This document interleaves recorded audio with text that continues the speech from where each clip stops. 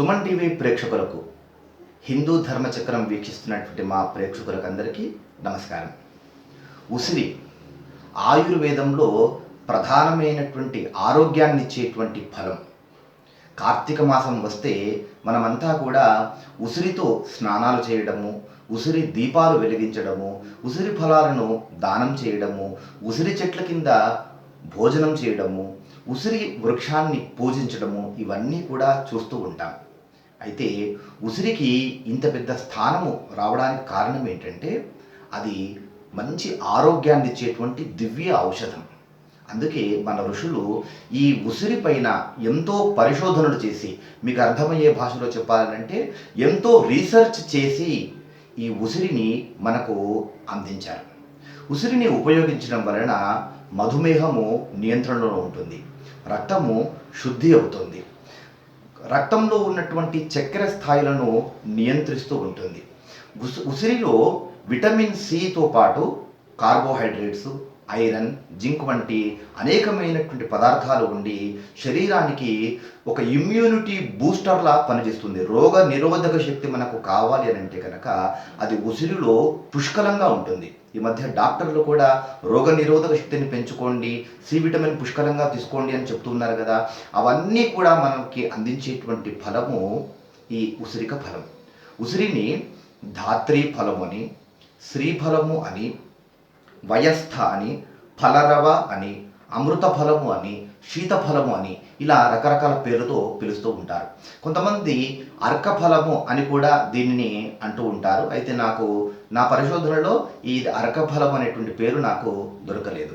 అర్కుడు అంటే సూర్యుడు, సూర్యునితో సంబంధం ఉన్నటువంటి చెట్టు ఉసిరి చెట్టు, అందుకే దీనిని అర్కఫలము అని అంటూ ఉంటారట. అయితే ఉసిరిని మనం ఇన్ని విధాలుగా మనము పూజిస్తూ ఉన్నాం, వాడుతూ ఉన్నాము.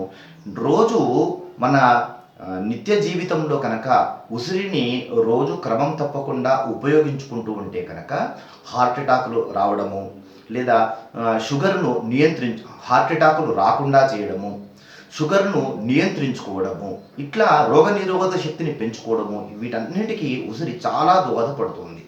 అయితే మన పూర్వం నుంచి మన పెద్దలు ఉసిరిని రాత్రిపూట ఉసిరి పచ్చడిని తినకూడదు అని, ఉసిరిని రాత్రి సమయంలో భోజనంలో వినియోగించకూడదు అని, విశేషించి ఆదివారము ఉసిరి చెట్టు నుంచి ఉసిరికాయను కోయకూడదు అని, ఆదివారం అయితే కనుక ఉసిరి ఫలమును భోజనంలో కానీ మామూలుగా మనము తినడంలో కానీ పనికి రాదు అని చెప్తూ ఉంటారు.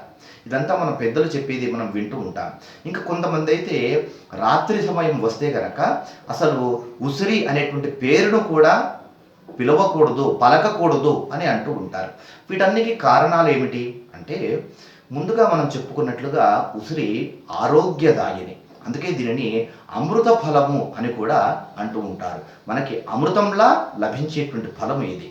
అయితే ఇంత చక్కని ఆరోగ్యాన్ని ఇచ్చేటువంటి ఈ ఫలమును మరి రాత్రి సమయంలో ఎందుకు దీనిని స్వీకరించకూడదు అనేటువంటి విషయానికి వస్తే, ఉసిరిలో ఎన్ని బెనిఫిట్స్ ఉన్నాయో, ఎన్ని అడ్వాంటేజెస్ ఉన్నాయో అంతే విధంగా అందులో డిసడ్వాంటేజెస్ కూడా మనకు చెప్తారు. ఋషులు వీటిపైన ప్రయోగం చేసి రాత్రి సమయంలో ఉసిరి వినియోగం అనేటువంటిది శరీరానికి ఆరోగ్యానికి మంచిది కాదు అని నిర్ధారణ చేసుకున్న తర్వాతనే మనకు ఉసిరిని రాత్రి వినియోగించకూడదు అని చెప్పడం జరిగింది. ఉసిరిని రాత్రి సమయంలో అది తీసుకుంటే కనుక దాని వలన నిత్యము రాత్రి సమయంలో ఉసిరిని తీసుకుంటే కనుక దాని వలన రేచీకటి వచ్చేటువంటి అవకాశం ఉంటుంది అని ఒక ప్రముఖ ఆయుర్వేద డాక్టరు చెప్పడం అనేటువంటిది జరిగింది. అదేవిధంగా నిద్రలేమికి కారణం కావడము, అదేవిధంగా ఈ జీర్ణ సంబంధమైనటువంటి అజీర్ణమైనటువంటి అనారోగ్య సమస్యలు కూడా రావడము అనేటువంటిది కూడా ఉసిరి నుంచి జరుగుతుంది. అదేవిధంగా జలుబు కూడా వచ్చేటువంటి అవకాశాలు ఉంటాయని, ఈ విధమైనటువంటి డిసడ్వాంటేజెస్ ఉసిరి వల్ల అది రాత్రి తీసుకోవడం వల్లనే జరుగుతుంది అని మహర్షులు నిర్ధారణ చేశారు. కనుక మనము ఉసిరిని రాత్రిపూట వినియోగించకూడదు అని మన పెద్దలు చెప్తూ ఉంటారు. ఇక ఆదివారం పూట ఈ ఉసిరిని అసలే వినియోగించకూడదు అని, ఆదివారం నాడు ఉసిరి చెట్టు నుంచి ఉసిరికాయను కోయకూడదు అని మనకు ఖచ్చితంగా చెప్తూ ఉంటారు. దానికి కారణం ఏమిటి? ఆదివారము రవి సంబంధమైనటువంటి వారం, అందరికీ తెలిసినటువంటిది. అయితే రవి సంబంధమైనటువంటి ఆదివారం రోజు ఈ ఉసిరి చెట్టు పైన సూర్యుని యొక్క శక్తి పుష్కలంగా ఉంటుంది అని ఋషులు నిర్ధారణ చేసి వారు చేసినటువంటి రీసెర్చ్లో తేలినటువంటి విషయం కనుక ఆదివారం రోజు సూర్యశక్తి ఈ ఉసిరి చెట్టులో పుష్కలంగా లభిస్తుంది కనుక ఆ రోజు కనుక మనం కోయకుండా ఉంటే, ఆ రోజు ఉసిరి చెట్టు జోలికి వెళ్లకుండా ఆ ఉసిరి చెట్ల నుంచి ఉసిరికాయలను కోయకుండా ఉంటే, వాటిని ఆ రోజున అలాగే ఉంచితే కనుక సౌరశక్తి అనేటువంటిది ఈ ఫలములో మెండుగా లభించేటువంటి అవకాశం ఉంటుంది కనుక మరుసటి రోజు కోసుకుంటే కనుక ఆదివారం లభించినటువంటి ఆ సూర్యశక్తి వలన మనకు ఆరోగ్యము మరింత ఎక్కువ అవుతుంది అనేటువంటి కారణం చేత ఆదివారం రోజున మనం ఉసిరి చెట్టు నుంచి ఉసిరికాయలు కోయకూడదు అని చెప్పడం జరిగింది. అందుకే ఆదివారం రోజున ఉసిరిని తినకూడదు అని చెప్పడానికి కారణం కూడా ఆదివారం రోజున ఉసిరి చెట్టు నుంచి ఉసిరికాయలు కోయకపోతే మీరు ఎలాగో పచ్చడి అనేటువంటిది చేసుకోరు, తినడం అనేటువంటిది జరగదు అనే కారణంతో ఆదివారం రోజున ఉసిరి చెట్టు నుంచి ఉసిరికాయలు కోయకూడదు అని చెప్పడం జరిగింది. అయితే మీకు ఒక సందేహం వస్తుంది, ఎందుకు ఆదివారం రోజున సౌరశక్తి ఆ ఉసిరి చెట్టులో ఉంటుంది, ఉసిరి చెట్టుకి సౌరశక్తికి సూర్యుడికి సంబంధం ఏమిటి అనేటువంటి సందేహం వస్తుంది. దానికి ఉదాహరణ చెప్తాను. ఇప్పుడు ఆయుర్వేదంలో ఒక్కొక్క మొక్కని ఒక్కొక్క ప్రత్యేకమైనటువంటి వారం రోజున మాత్రమే మొక్క నుంచి ఆ ఔషధాలను స్వీకరించడం అనేటువంటిది ఆయుర్వేదంలో ప్రధానంగా ఉన్నటువంటి విషయం. ఏ మొక్కను పడితే ఆ మొక్కను ఏ రోజంటే ఆ రోజున ఆయుర్వేదం శాస్త్రం ప్రకారం కోయడం అనేటువంటిది జరగదు. అదేవిధంగా ఆదివారం రోజున ఉసిరి చెట్టు నుంచి ఉసిరికాయలు కోయరు. ఇప్పుడు మీరు చూడండి, కమలాలు ఉంటాయి, లోటస్ అని అంటాం. కమలాలు సూర్యోదయం అవగానే అవి విప్పుకుంటాయి, సూర్యాస్తమయం కాగానే ముడుచుకుంటాయి. ఏ విధంగా అయితే సూర్యకిరణాలు ఆ కమలాల పైన పడి ఆ తామర పువ్వులు వికసిస్తాయో, అదేవిధంగా పౌర్ణమి రాగానే మనకు సముద్రంలో అలలు భయంకరంగా పెరుగుతూ ఉంటాయి. అట్లా పౌర్ణమికి ఆ చంద్రుని యొక్క కాంతికి సముద్రానికి ఏ విధమైనటువంటి సంబంధం ఉంటుందో, సూర్యునికి ఈ తామర పువ్వులకు ఏ విధమైనటువంటి సంబంధం ఉంటుందో, అదే విధమైనటువంటి రహస్యము ఆ సంబంధము ఈ సూర్యుడికి సౌరశక్తికి ఉసిరి చెట్లకు ఉంటుంది అనేటువంటి విషయాన్ని నిర్ధారణ చేసినటువంటి వారు ఋషులు. మనమంతటి రీసెర్చ్ అనేటువంటిది మనం చేయము, మనకు ఆ శక్తి కూడా లేదు. వాళ్ళంతా కూడా వాళ్ళ శక్తి సామర్థ్యాలు ఉపయోగించి ఈ విషయాలన్నీ కూడా వాళ్ళ అద్భుతమైనటువంటి జ్ఞానంతో తెలుసుకున్నారు కనుకనే వారు తెలుసుకున్నటువంటి విషయాన్ని మనకు చెప్పి వాటిని మనం అందరం కూడా ఆచరించేటువంటి విధంగా మన పెద్దలు ఏర్పాటు చేశారు.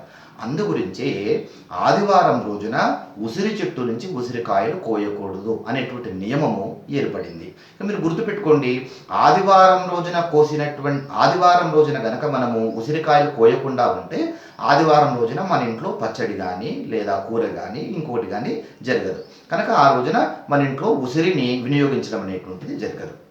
అయితే ఉసిరి ద్వారా రేచీకటి వచ్చేటువంటి అవకాశాలు ఉంటాయని చెప్పుకున్నాం కనుక ఉసిరి పగలు ఆరోగ్యప్రదాయని, రాత్రి అనారోగ్యాన్ని ఇచ్చేటువంటిది కనుక పగలే ఉసిరికాయను వినియోగించడం అనేటువంటిది శ్రేయస్కరము, రాత్రి ఉసిరికి దూరంగా ఉండటం అనేటువంటిది శ్రేయస్కరం. కనుక మన పెద్దవాళ్ళు ఏం చేశారు, రాత్రిపూట ఉసిరి అనేటువంటి పదాన్ని కూడా ఉపయోగించకూడదు, ఉసిరి అనేటువంటి పేరును కూడా పలకకూడదు అనేటువంటి ఒక నియమం ఏర్పాటు చేశారు. ఎందుకు అలా చేశారు అనంటే, రాత్రి సమయంలో కనుక ఉసిరి అనేటువంటి పదం మీరు ఎవరైనా అన్నారనుకోండి, ఇంట్లో మిగతా వారు కానీ లేదా ఉసిరి పచ్చడి మీద మక్కువ ఉన్నటువంటి మిగతా పెద్దవాళ్ళు ఎవరైనా కానీ వాళ్ళు జిహ్వ చాపల్యం కొద్దీ టెంప్ట్ అయ్యేటువంటి అవకాశాలు ఉంటాయి. కనుక అలా టెంప్ట్ అయితే వారు బలవంతం చేసేనా కానీ ఉసిరిని భోజనంలో వాడుకుంటారేమో అన్నటువంటి ఆలోచనతోటి ఆ పేరు కూడా ఎత్తకుండా నియమాన్ని ఏర్పాటు చేయడం అనేటువంటిది జరిగింది. చూసారా, ఋషులు చెప్పినటువంటి నియమాలన్నీ కూడా ఈ విధంగా ఉన్నాయి. అయితే ఇప్పటి కాలంలో ఋషులు చెప్పినటువంటి నియమాలన్నింటినీ కూడా వారు ఎందుకు చెప్పారు, కారణం ఏమిటి అనేటువంటి నియమాలు ఏది కూడా ఆలోచించకుండా తెలుసుకోకుండా మూసగా ప్రవర్తిస్తూ పోతూ ఉన్నారు. కొంతమంది ఇళ్లలో రాత్రిపూట ఉప్పుని ఉప్పు అని కూడా అనరు, లవణము అని అంటూ ఉంటారు. ఉప్పు అని ఎందుకు అనరు అనేటువంటి విషయానికి వస్తే కనుక, వెనకటి కాలంలో అయితే కరెంట్ రాకముందు కాలంలో అందరూ రాత్రిపూట దీపాలు పెట్టుకొని ఉండేటువంటి వారు. అలా దీపాలు ఇంట్లో అంతా కూడా ఉంటాయి కనుక రాత్రి ఎవరికైనా ఉప్పు అవసరం వచ్చిందని అనుకోండి, ఉప్పు అని అన్నారనుకోండి, ఉఫ్ అన్నటువంటి శబ్దానికి, ఉప్పు అన్నటువంటి శబ్దానికి దగ్గరగా ఉంది కదా, అలా మీరు ఉప్పు అనేసరికి పక్కన ఉన్నటువంటి దీపం ఆరిపోతుంది, కొండెక్కిపోతుంది అనేటువంటి ఆలోచనతోటి మాత్రమే ఉప్పు అని కూడా అనకూడదు అనేటువంటి నియమాన్ని ఏర్పాటు చేశారు. ఇప్పుడంతా కూడా కరెంటుతో ఉన్నటువంటి వాళ్ళం కనుక మీరు రాత్రిపూట దీపాలకు బదులుగా ఇట్లాగ అందరూ కూడా లైట్లు వేసుకొని ఉంటున్నారు కనుక ఇప్పుడు కూడా ఉప్పు అని మేము అనమనంటే కనుక అది చాలా ఛాందసం అవుతుంది, గుర్తుపెట్టుకోండి.